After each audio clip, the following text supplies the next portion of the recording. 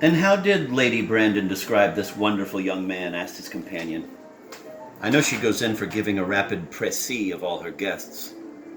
I remember her bringing me up to a truculent and red-faced old gentleman, covered all over with orders and ribbons. Oh my God, that's not the page I'm on, stupid idiot.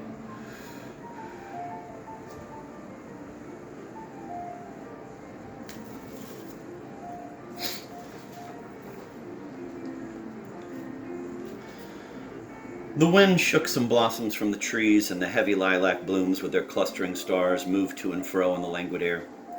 A grasshopper began to chirrup by the wall, and like a blue thread a long, thin dragonfly floated past on its brown gauze wings. Lord Henry felt as if he could hear Basil Hallward's heart beating, and wondered what was coming. The story is simply this, said the painter after some time. 2 months ago I went to a crush at Lady Brandon's. You know, we poor artists have to show ourselves in society from time to time, just to remind the public that we are not savages. With an evening coat and a white tie, as you told me once, anybody, even a stockbroker, can gain a reputation for being civilized.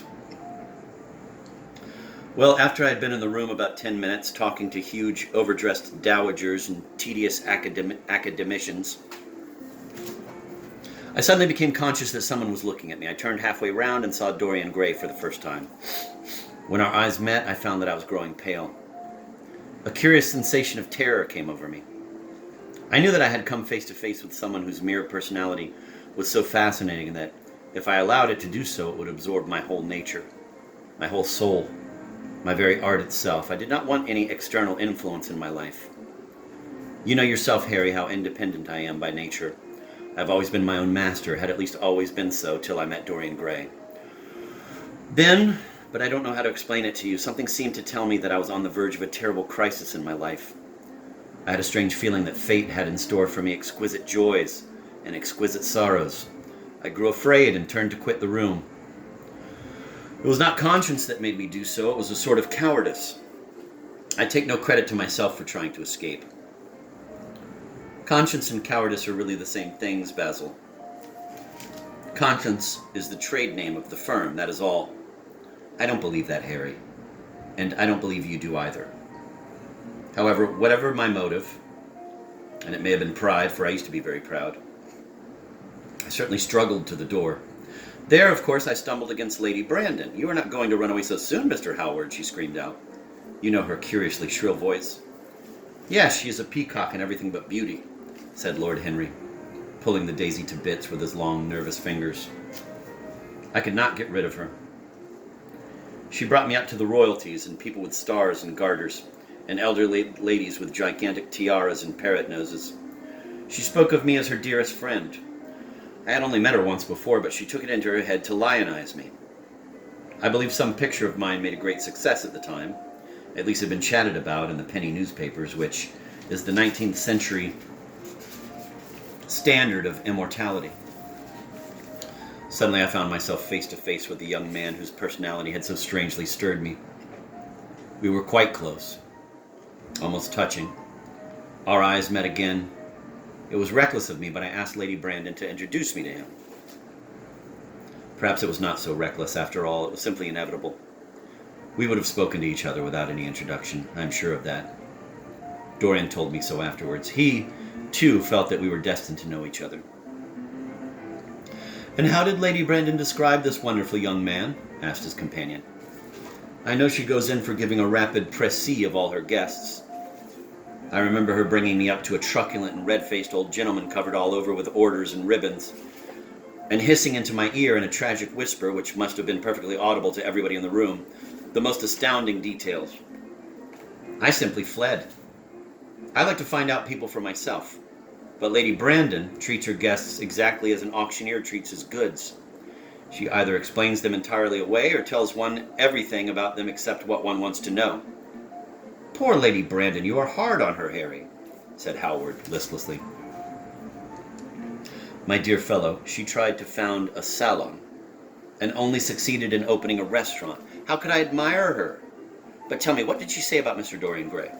Oh, something like, charming boy, poor dear mother and I absolutely inseparable. Quite forget what he does, afraid he doesn't do anything. Oh yes, plays the piano. Or is it the violin, dear Mr. Gray? Neither of us could help laughing, and we became friends at once. Laughter is not at all a bad beginning for a friendship, and it is far the best ending for one, said the young lord, plucking another daisy. Howard shook his head. You don't understand what friendship is, Harry, he murmured, or what enmity is, for that matter. You like everyone. That is to say, you are indifferent to everyone. How horribly unjust of you, cried Lord Henry, tilting his hat back and looking up at the little clouds that, like raveled skeins of glossy white silk, were drifting across the hollowed turquoise of the summer sky. Yes, horribly unjust of you. I make a great difference between people. I choose my friends for their good looks, my acquaintances for their good characters, and my enemies for their good intellects. A man cannot be too careful in the choice of his enemies. I have not got one who is a fool. They are all men of some intellectual power, and consequently they all appreciate me. Is that very vain of me? I think it is rather vain. I should think it was, Harry. But according to you, to your category, I must be merely an acquaintance. My dear old Basil, you are much more than an acquaintance. And much less than a friend. A sort of bother, I suppose? Oh, brothers, I don't care for brothers. My elder brother won't die, and my younger brothers seem never to do anything else. Harry, exclaimed Howard, frowning. My dear fellow, I am not quite serious, but I can't help detesting my relations. I suppose it comes from the fact that none of us can stand other people having the same faults as ourselves. I quite sympathize with the rage of the English democracy against what they call the vices of the upper orders. The masses feel that drunkenness, stupidity, and immorality should be their own special property, and that if any one of us makes an ass of himself, he is poaching on their preserves. When poor Southwark got into the divorce court, their indignation was quite magnificent. And yet I don't suppose that 10% of the proletariat live correctly. I don't agree with a single word that you have said, and what is more, Harry, I feel sure you don't either. Lord Henry stroked his pointed brown beard and tapped the toe of his patent leather boot with a tasseled ebony cane. How English you are, Basil. That is the second time you have made that observation.